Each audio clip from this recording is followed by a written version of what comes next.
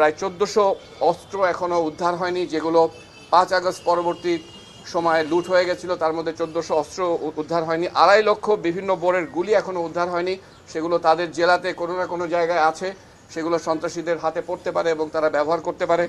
আমি উল্লেখ করেছি যে স্বৈরাচার এবং তাদের দোসররা বিভিন্ন জায়গায় সংগঠিত হচ্ছে এবং কর্মসূচি দিচ্ছে এবং তারা দেশকে একটা অরাজকতার দিকে নিয়ে যেতে পারে, সে ব্যাপারে তাদেরকে সজাগ থাকতে হবে। আমি আরও উল্লেখ করেছি যে সামনে রমজান মাস আসছে, সেখানে তাদেরকে একটা ত্রিমুখী চ্যালেঞ্জের মধ্যে পড়তে হবে, যে দ্রব্যমূল্য যাতে তারা তাদের জেলায় কম রাখতে পারেন সেটা চেষ্টা করতে হবে। বিদ্যুতের ঘাটতি দেখা দিতে পারে, সেটা যাতে মোকাবেলা করা যায়। কৃষকরা যাতে সেচের উপকরণ এবং কৃষি উপকরণ সময় মতো পান, এগুলোর বিষয়ে বলেছি। এবং আমি তাদেরকে একটা জিনিস বলেছি যে মানুষের 3টা প্রত্যাশা, সাধারণ মানুষের 3টা প্রত্যাশা, এবং এই প্রত্যাশাগুলো আকাশচুম্বী নয়। তার মধ্যে প্রথম বলেছি যে তারা জীবন জীবিকার জন্য তারা নিরাপদে চলাফেরা করতে চায় এবং রাতে শান্তিতে ঘুমাতে চায়। দ্বিতীয় বলেছি দ্রব্যমূল্য তাদের ক্রয় ক্ষমতার মধ্যে যেন থাকে, এটা তারা দেখতে চায়।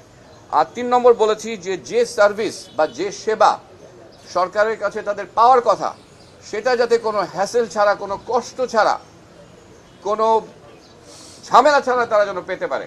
এবং আমি উল্লেখ করেছি আমাদের সকলের পক্ষ থেকে যে মাঠ পর্যায়ে জেলা প্রশাসক যারা আছেন তারাই হচ্ছে সরকার, মানুষের জন্য তারাই সরকার।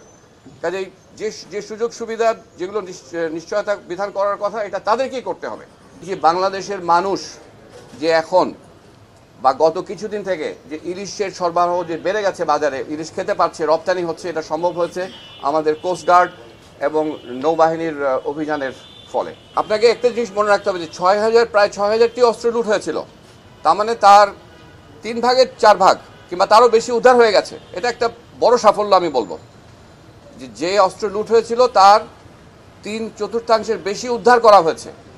6 লক্ষ গুলির মধ্যে মাত্র প্রায় 2.5 লক্ষ এখনও উদ্ধার হয়নি, তার মানে উল্লেখযোগ্য সংখ্যক উদ্ধার হয়েছে। বাকিগুলো পর্যায়ক্রমে যে চলমান যে অভিযান আছে সেগুলোর মাধ্যমে এগুলো উদ্ধার করা সম্ভবপর হবে। আমরা বলেছি যে কুকি চীনের বিরুদ্ধে যে অভিযান সেটা আমাদের চলছে, এবং এ পর্যন্ত কুকি চীনের বিরুদ্ধে অভিযান করতে গিয়ে আমাদের 7 জন সেনা সদস্য নিহত হয়েছে এবং অনেক আহত হয়েছে। এই অভিযান চলবে তারা নিশ্চিহ্ন না হওয়া পর্যন্ত।